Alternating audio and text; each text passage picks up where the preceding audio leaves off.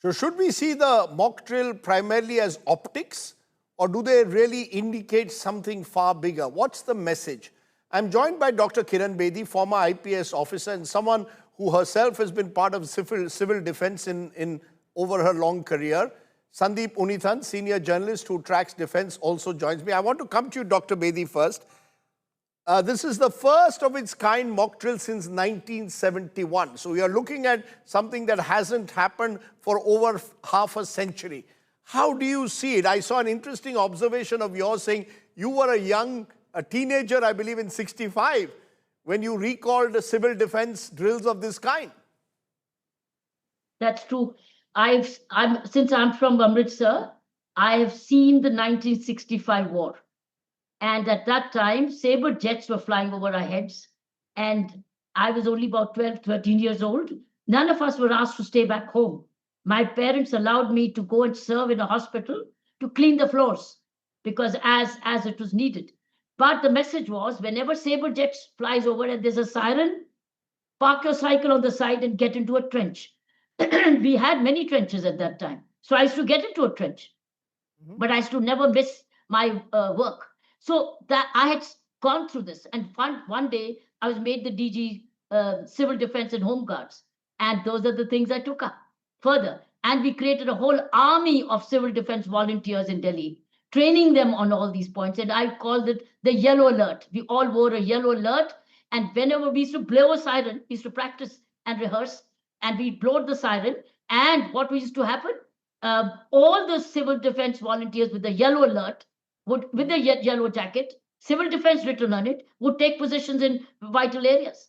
So that was the year 25, 26, when I was DG, Home Guards, and Civil Defense. I remembered it and we worked on it. But how much of this, even when you were DG Civil Defense, how much of this is actually effective on the ground? How much of it is actually practical? How much of this is just pressure applied on the other side, on the enemy? Rajiv, if you don't do it, how do you mobilize? If you don't do this, how do you rehearse? How do you motivate? How do you inspire? How do you train? You have to begin. So we began. And but doesn't matter. You need to continue to repeat it. The question is, if you don't do it, then everybody's sitting at home and don't know what to do. But if you rehearse them, train them, and they will be, even if it's a 50% response to that situation, motivated, inspired, everything requires a reinforcement. And once you keep reinforcing, it's like the NCC cadet, it's like the NSS. If you keep reinforcing their training, they continue to deliver. So everything requires reinforcement. You're saying, therefore, it's a way of mobilizing citizens. Sandeep Unithan, is that the main purpose, you believe, of what will happen tomorrow? Or is it primarily to send a message to Pakistan that India is now mobilizing not just its troops on the border, but is also preparing its citizens for any potential retaliation should there be a strike on Pakistan? Well, absolutely, Rajdeep. Firstly, there's no major mobilization on India's part. There's nothing to suggest that there could be, a ground invasion or anything like what we planned for in the past, like a cold start kind of scenario. But by putting out all of these drills that we're seeing, unprecedented kind of drills after more than 5 decades, it's quite possible that the government of India is preparing the citizenry for what possibly could be a retaliation to an Indian military attack on Pakistan, a surgical strike, an airstrike. We don't know what it could be, but there's enough reason to believe that there could be several of these attacks against Pakistan, and there would be a Pakistani retaliation for these attacks like they were in 2019. And that would, of course, depend on the nature and the time and the targets that were chosen by the Indian military inside Pakistan. So this is very clearly something that the government wants to prepare the citizenry for.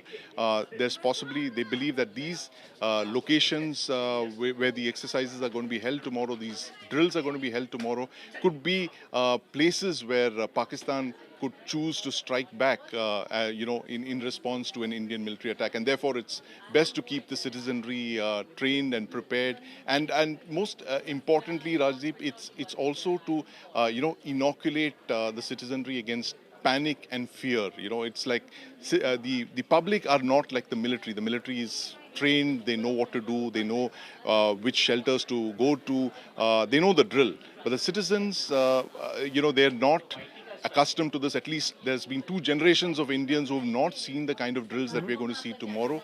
So possibly this is to prepare them for that eventuality of a Pakistani retaliation strike that could follow an Indian military attack.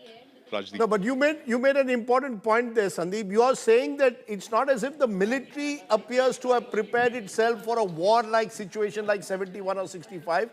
It's more the civil defense at the moment which will go through these mock drills. That's the important distinction, isn't it? That at one level, it doesn't seem as if we are preparing for any all-out war, a word Yes. used by the Pakistani defense minister in a recent interview. And yet the impression is sought to be created that all options are on the table. Is this therefore more psychological in a way to send out a message to Pakistan? Well, yes, Rajdeep, definitely it is a psychological messaging as well, because what we're seeing right now is a kind of fog of war that's being created by our side, by the Indian side, to create this climate of unpredictability where Pakistan doesn't know where that attack is going to come from, whether it's going to come from the land or from the sea or from the air or possibly a combination of all of these. And at the same time, by getting the citizenry to do these drills, it's not only preparing them for the retaliation that could follow, but it's also to message Pakistan that, look, we are prepared for everything that you could throw at us. Our citizens are prepared, they're mobilized, and they know the drills now. So that could also be another message. But the bigger objective of doing this seems to be to prepare India for what could actually come from across the border in case India chooses to retaliate militarily. Kiran Bedi, if I may ask you, what's been your experience when you've tried to get citizens mobilized around these drills? Are citizens keen to get involved in these drills, or is that a big challenge to actually motivate them to get a sense of what could happen in a worst case scenario? It's very important to engage people in national planning. I think it's a part of the planning. It's engaging the ordinary civil citizen, and he need not be taken by surprise. He's prepared for what may come his way. And I think this preparation will give him a sense of pride, sense of confidence, sense of collaboration, sense of coalition, sense of helping each other. I think it's a preparation to now be of help to each other and to understand what is going on. So engaging them is one of the major achievements of this rehearsal. So this way, they cannot say, "Oh, why didn't you tell us why we could have done it, and we would have." You have taken the excuse out of the people to blame the government tomorrow to say, "Bataya nahi, तैयार नहीं किया, पढ़ाया नहीं, सिखाया नहीं." Now we say, "Hey, here it is. Rehearse and work together." So I think that's a very right way when you have the laws. And by the way, every state has civil defense units. Every state has civil department, civil defense. Every state has a budget for civil defense. Mobilize them. It's all these years now to use the resources, put them on the ground, and put them to use, and also give them a sense of pride in their service. So I think it's a very, very good strategic way of engaging people and winning them over and making them understand and be prepared what could come their way, and not as a surprise.